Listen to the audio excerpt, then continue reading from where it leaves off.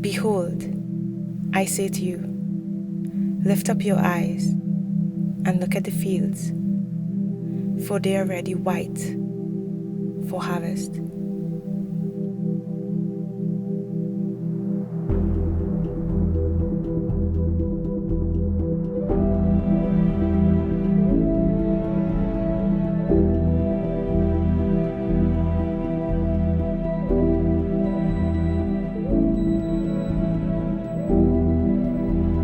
EHC offices are in over 100 countries across the world.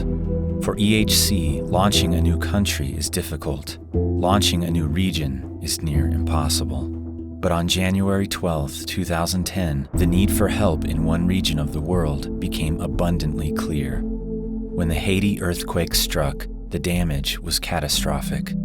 316,000 people died, 300,000 injured, and 1 million made homeless. After the Haiti earthquake, we, like everyone, we wanted to reach out and find a way to help. And naturally, we would tend to look to our offices locally to reach out and help. But unfortunately, we didn't have an office in Haiti to help. In fact, we didn't have one in the Caribbean at all.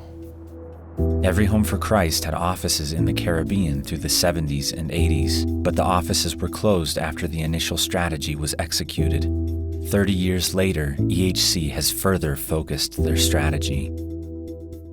With a new strategy and learning more about the hardships in the aftermath of the Haiti earthquake, the desire to launch a work in the Caribbean grew. We have over 100 offices around the world, so you'd think we'd have every region covered, but after talking to Scott, I was surprised to find out we didn't have anything in the Caribbean. So it became obvious to all of us that we needed to pioneer something, and maybe Haiti wasn't the right choice right now, but we need to get into the Caribbean.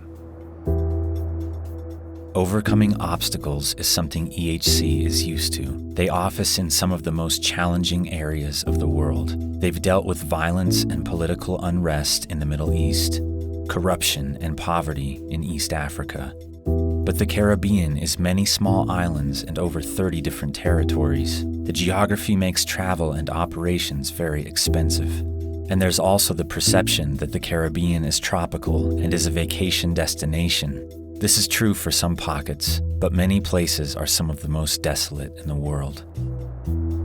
As we were contemplating launching this new region, there was a lot of apprehension around it, the distances, the sizes of the nations.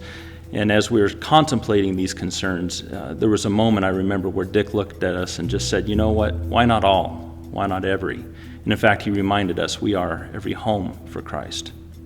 For any launch of a new work, EHC has questions to answer. Is the church united? Are they praying? And who is there that we have influence with to help?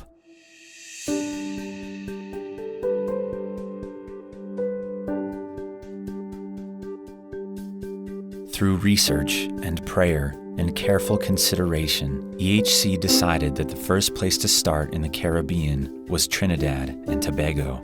The country had the infrastructure in place to launch.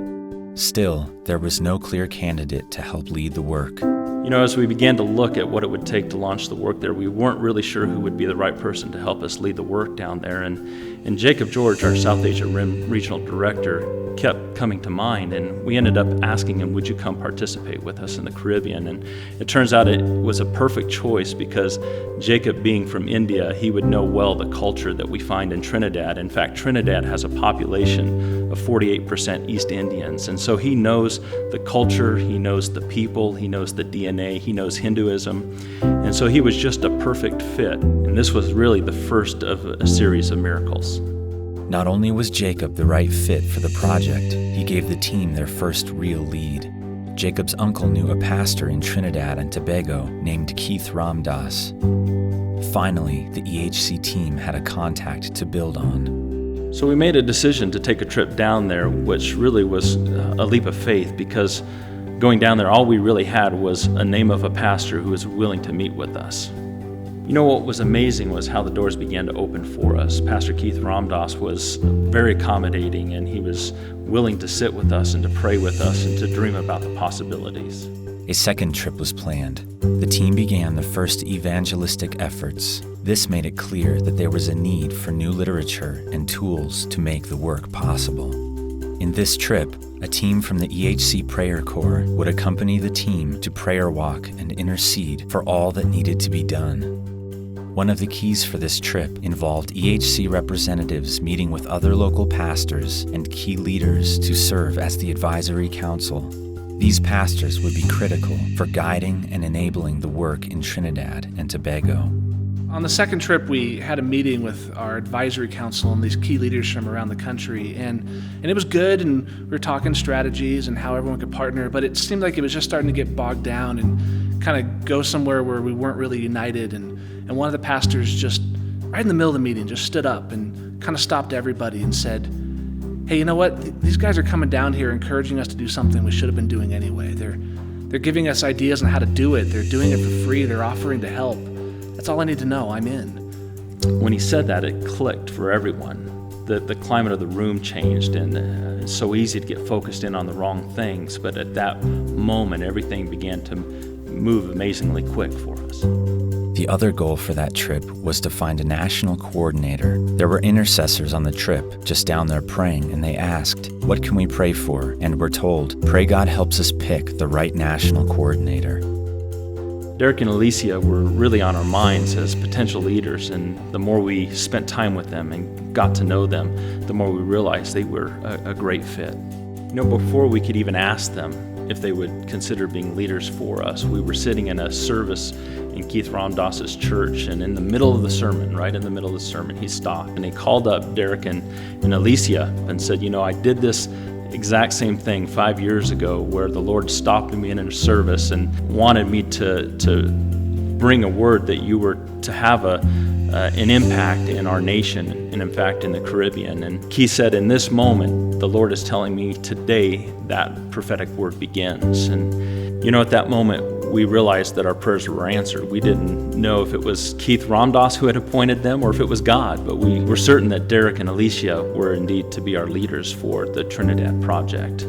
After the service, I was sitting with our regional director, Jacob George, and I looked over and noticed that he was crying, and I realizing Jacob's not an emotional guy, I looked at him and I said, Jacob, what's going on? And in the midst of the tears, he was able to just say simply, God is so good, God is so good. He was so touched by what had happened in the service. With the new leadership in place, EHC now had to create a strategy for how to reach every home in the country. There were 4 key steps. The first step was creating a culturally relevant form of the gospel and follow-up material prepared for anyone who responds to the message. The second step is literally reaching every home in the country for Christ. But in order to do that, it takes detailed maps. Finding these maps in every country is extremely challenging, but something else near miraculous happened. Derek boldly just walked down to the Census Bureau and asked for what they had, and they gave him maps with detailed information. So now we know where everyone lives. We've got these detailed maps of every street and every home and every community, and that's not just something that's a name for us. We believe we want to get to every single house and share the good news of Christ. And so this just made it so much easier because we've got a level of detail that we rarely get. And even more amazing that the Census Bureau and their own government is part of what's helping us with that. It's just such a clear sign that God was in this and another miracle. Once the maps were in place, they were distributed to churches to go to every home on the map. Once a church effectively reaches one area, they are given a new map to start reaching those homes.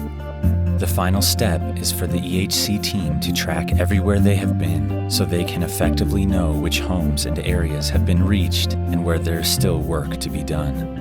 So we've done all this preparation and work, recruiting leaders and getting a strategy together. We've sent teams down, we've been praying over it, and we've even done a small introductory campaign with Pastor Keith Ramdas's church, but at this point we need something really big to ignite the rest of the churches and really start this work. Dick Eastman and some of the EHC leaders decided to bring in a short-term missions team to help begin the work in Trinidad and Tobago.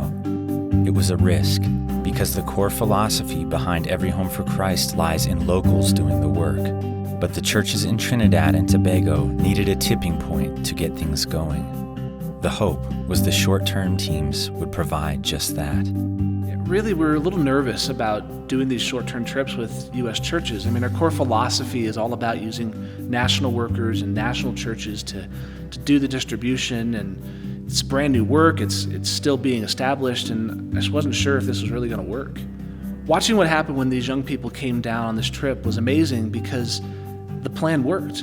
They spurred on the local churches. They created partnerships. They went door to door and preached the gospel.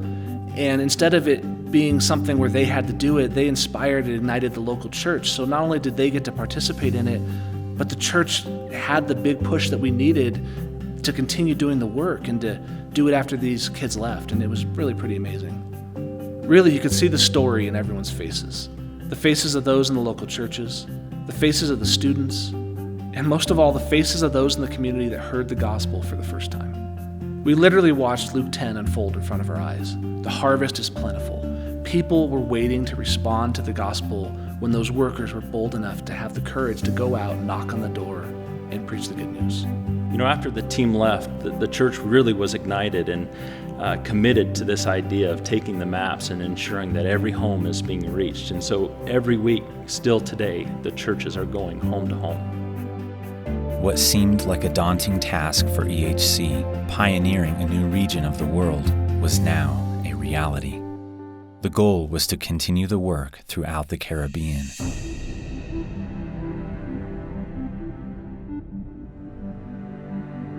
The lessons learned through Trinidad and Tobago have finally paved the way for a new work to begin in Haiti. The EHC team is now working with local churches and pastors on strategies, and they will be using some of the same literature and some of the same methods from Trinidad and Tobago to bring the hope of Jesus Christ to so many who need it. And doors continue to open. EHC is also praying, planning, and working to launch campaigns in 2013.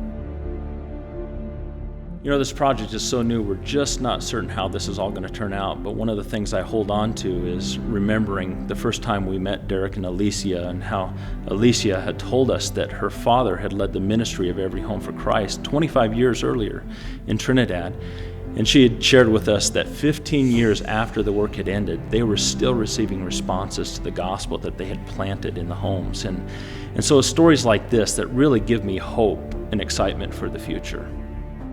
Every Home for Christ has seen over and over again that when you're bold enough to step out for the gospel, miracles happen. It seems fair to ask, what stories are going to take place in people's lives 15 years from now? How many lives changed? How many futures impacted for an eternity? It's too early to tell exactly how everything will unfold in the Caribbean, but the future is bright, and everyone can't wait to see what happens next.